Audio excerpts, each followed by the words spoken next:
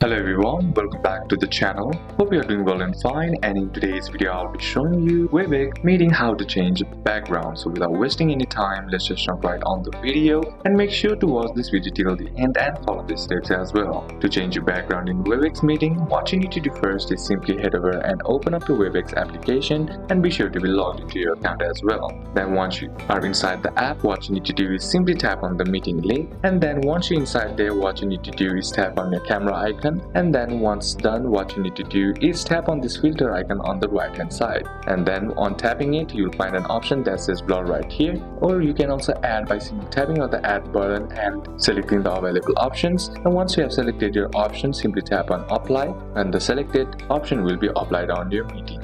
So these are a couple of steps that you can apply, and that's it for today's video guys.